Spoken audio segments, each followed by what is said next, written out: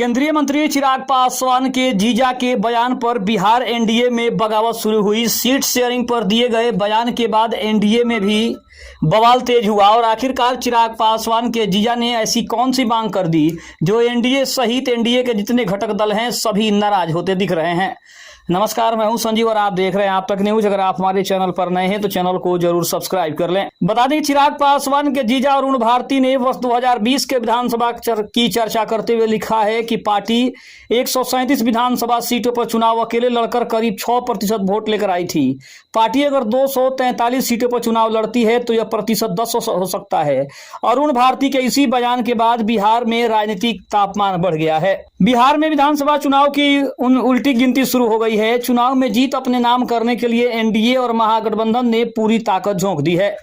NDA घटक दलों BJP, JDU, Lojpa Ramvilas, राष्ट्रीय लोक मोर्चा, आरएलएम और जीतन राम मांझी की पार्टी हिंदुस्तान अवाम मोर्चा के बीच सीट शेयरिंग का कोई फॉर्मूला अभी तक सामने नहीं आया है। इसी बीच चिराग पासवान के जीजा अरुण भारती ने सोशल मीडिया पर पोस्ट शेयर करते हुए लिखा है कि जिसमें 2020 की याद दिलाई जब उनकी पार्टी बिहार में अकेले चुनाव लड़ी थी।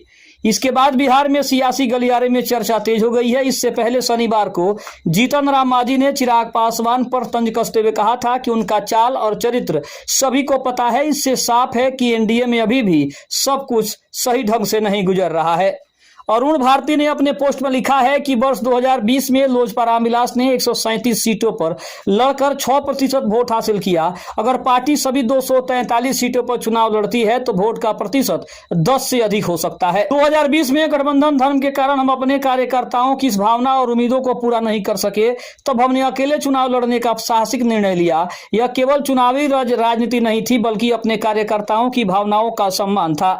अरुण भारती के इस पोस्ट के बाद बिहार का राजनीतिक तापमान बढ़ गया है। राजनीतिक पंडित इसको टिकट के दबाव से अलग एक नए राजनीतिक समीकरण के साथ जोड़कर देख रहे हैं। चिराग पासवान और उनकी पार्टी अक्सर सम्मानजनक सीटों की संख्या का दावा करती है। वे केंद्र की राजनीति छोड़कर बिहार की पॉलिटिक्स में आने की बात करते हैं। उनकी सभाओं में सीएम बयान बनाने को लेकर नारेबाजी होती है। इससे साफ है कि चिराग पासवान और उनकी पार्टी बिहार में लंबी पारी खेलने की तैयारी में है। इससे साफ है कि एनडीए में सीट शेयरिंग को लेकर महाभारत चल रहा है। इसकी एक बानगी मांझी के बयान के रूप में भी सामने आया है। केंद्रीय मंत्री चिराग पासवान से जुड़े एक सवाल पर मांझी ने कहा कि उनकी बात मैं नहीं कर सकता हूं। उनका चरित्र और चाल 2020 से आप लोग देख रहे हैं, इसलिए मैं उनके बारे में नहीं कहता हूं। अभी एनडीए की जरूरत बिहार और भारत दोनों जगहों पर है। ऐसी स्थिति में एनडीए कमजोर नहीं हो, इसलिए गठबंधन के सभी अंगों को मदद करने की जरूरत है। एक माह के अंदर जीतन राम मांझी ने यह दूसरा अवसर है जब चिराग पासवान पर तंज कसा है। जीतन राम मांझी ने इससे पहले गया में पीएम की सभा में भी इशारों में चिराग पासवान पर तंज कसा था। खबर आपको कैसी लगी कमेंट में जरूर बताइएगा। तब तक के लिए धन्यवाद। जय हिंद, जय भारत।